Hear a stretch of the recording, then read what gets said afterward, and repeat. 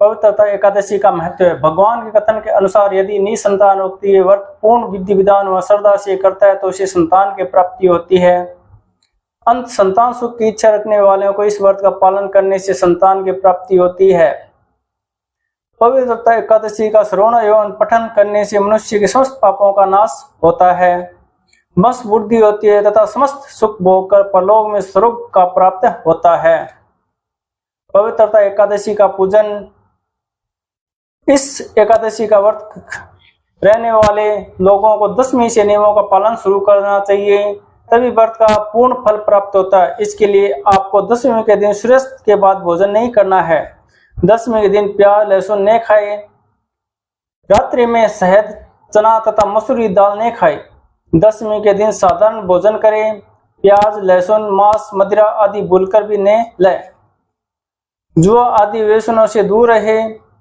ब्रह्मचर्य का पालन करें। दिन के समय में सोए नहीं।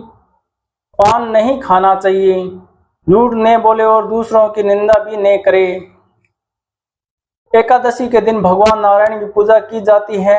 सुबह स्नान आदि से निवृत्त होकर स्वस्थ वस्त्र धारण करने के पश्चात श्री हरि भगवान का ध्यान करना चाहिए। सबसे पहले धूप दीप आदि से भगवान नारायण की पूजा अर्चना की जाती है। उसके बाद फल फूल नारियल पान सुपारी लौंग बेर आंवला आदि व्यक्ति अपने सामर्थ्य के अनुसार भगवान नारायण को अर्पण करता है।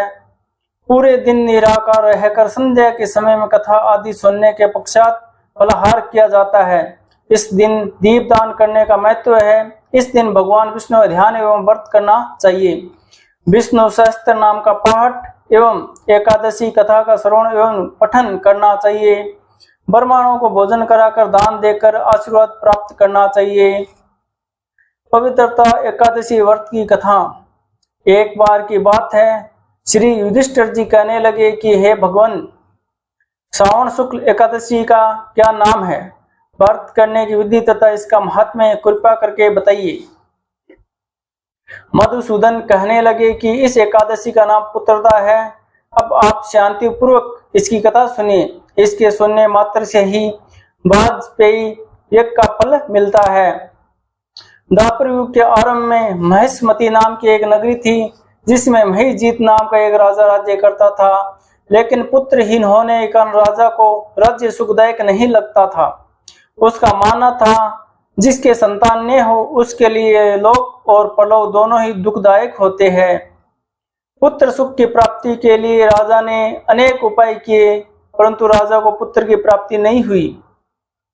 वृद्धावस्था आती देखकर राजा ने प्रजा के प्रतिनिधियों को बुलाया और कहा, हे प्रजाजनों, मेरे खजाने में अन्याय से उपार्जन किया हुआ धन नहीं है, न ही मैंने कभी देवताओं और ब्राह्मणों का धन छीना है।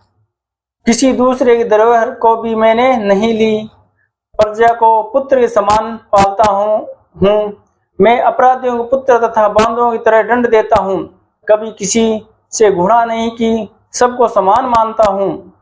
सज्जनों की सदा पूजा करता हूँ। इस प्रकार धर्म युक्त राज्य करते हुए भी मेरे पुत्र नहीं है, सो मैं अत्यधिक दुख पा रहा हूँ। इसका क्या कारण है? राजा महिजीत की इस बात को विचारने के लिए मंत्री तथा प्रजा के प्रतिनिधि वन को गए। वहां बड़े बड़े ऋषि मुनियों के दर्शन किए।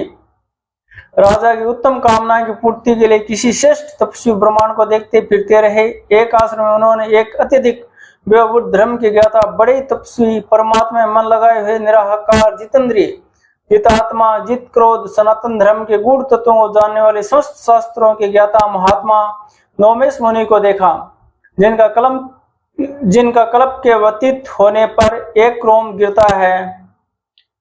सबने जाकर ऋषि को प्रणाम किया। उन लोगों को देखकर मुनि ने पूछा कि आप लोग किस कारण से आए हैं? निसंदेह मैं आप लोगों का हित करूंगा। मेरा जन्म केवल दूसरों के उपकार के लिए ही हुआ है, इसमें संदेह मत करना। लोमेश मुनि के ऐसे वचन सुनकर सब लोग बोले, हे महर्षि, आप हमारी बात जानने में ब्रह्मा से भी अत्यधिक समर्थमान है। अंत आप हमारे संदेह को दूर कीजिए। महर्षि मति पूर्वी को धर्मात्मा राजा महिजीत प्रजा का पुत्र के समान पालन करता है, फिर भी वह पुत्रहीन होने के कारण अत्यधिक दुखी है। उन लोगों ने आगे कहा कि हम लोग उसकी प्रजाएं, अंत उसके दुख से हम भी दुखी हैं। आपके दर्शन से हमें पूर्ण विश्वास है कि हमारे संकट अवश्य दूर हो जाएगा, क्योंकि महान पुरुषों के दर्शन मात्र से अनेक कष्ट दूर हो जाते। अंत आप कृपया करके राजा के पुत्र होने का उपाय बतलाइए। ये वार्ता सुनकर ऋषि ने थोड़ी देर के लिए नेत्र बंद किए और राजा के पूर्व जन्म का वृतांत जानकर कहने लगे, ये राजा पूर्व जन्म में एक निर्धन वैश्य था। निर्धन होने के कारण इसने कई बुरे कर्म किए। ये एक गांव से दूसरे गांव व्यापार करने जाया करता था। एक समय ज्येष्ठ मास के शुक्ल पक्ष की द्वादशी के दिन मध्य के समय हुआ, जबकि 2 दिन से भूखा प्यासा था। एक जलाशय में पानी पीने गया। उसी स्थान पर एक तत्काल ही की ब्याई हुई प्यासी गौ जल पी रही थी। राजा ने उसे प्यासी गाय को जल पीते हुए हटा दिया और स्वयं जल पीने लगा। इसीलिए राजा को यह दुख भोग सहना पड़ा। एकादशी के दिन भूखा रहने से वह राजा हुआ और प्यासी गौ को जल पीते हुए हटाने के कारण पुत्र वियोग का दुख सहना पड़ रहा है। ऐसा सुनकर सब लोग कहने लगे कि हे ऋषि, शास्त्रों में पाप का प्रायश्चित भी लिखा है। अंत जिस प्रकार राजा का ये पाप नष्ट हो जाए, आप ऐसा उपाय बतलाइए। पुत्रदा एकादशी की अन्य कथा। प्राचीन काल में एक नगर में राजा सुकेतुमान राज्य करते थे। राजा के कोई संतान नहीं थी। इस बात को लेकर वह सदैव चिंताग्रस्त रहते थे। एक दिन राजा सुकेतुमान वन की ओर चल दिए। वन में चलते हुए वह अत्यधिक घने वन में चले गए। वन में चलते चलते राजा को बहुत प्यास लगने लगी। वह जल की तलाश में वन और अंदर की ओर चलते गए, जहां उन्हें एक सरोवर दिखाई दिया। राजा ने देखा कि सरोवर के पास ऋषियों के आश्रम भी बने हुए हैं और बहुत से ऋषि मुनि वेद व्यास कर रहे हैं। राजा ने सभी ऋषियों मुनियों को बारी बारी से सादर प्रणाम किया। ऋषियों ने राजा को आशीर्वाद दिया। राजा ने ऋषियों से उनके एकत्रित होने का कारण पूछा। मुनियों ने कहा कि वह विश्व देव और सरोवर के निकट स्नान के लिए आए हैं। आज से 5 दिन बाद माघ मास का स्नान प्रारंभ हो जाएगा और आज पुत्रदा एकादशी है। जो मनुष्य इसी दिन व्रत करता है उन्हें पुत्र की प्राप्ति होती है। राजा ने सुनते ही कहा कि हे विश्व देवगण, यदि आप सभी मुझ पर प्रसन्न है तब आप मुझे पुत्र रत्न प्राप्ति का आशीर्वाद दे। मुनि बोले, हे राजन, आज पुत्रदा एकादशी का व्रत है। आप आज इस व्रत को रखें और भगवान नारायण की आराधना करें। राजा ने मुनि के कहे अनुसार विधिवत तरीके से पवित्र एकादशी का व्रत रखा और अनुष्ठान किया। व्रत के शुभ फलों द्वारा राजा को संतान की प्राप्ति हुई। इस प्रकार जो व्यक्ति इस व्रत को रखते हैं उन्हें पुत्र रत्न की प्राप्ति होती है।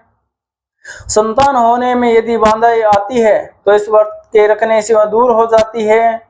जो मनुष्य इस व्रत के महत्व में सुनता है उसे मोक्ष की प्राप्ति होती है। पुत्रदा एकादशी का शुभ मुहूर्त श्रावण मास के शुक्ल पक्ष की पवित्रता एकादशी का व्रत 27 अगस्त को होगा। पवित्रता एकादशी का प्रारंभ 27 अगस्त की रात्रि 12:07 से होगा और पवित्रता एकादशी का समापन 27 अगस्त की रात्रि 9:31 होगा। व्रत खोलने का समय पारण 28 अगस्त को प्राप्त 5:57 से लेकर प्राप्त 8:31 के बीच करेंगे।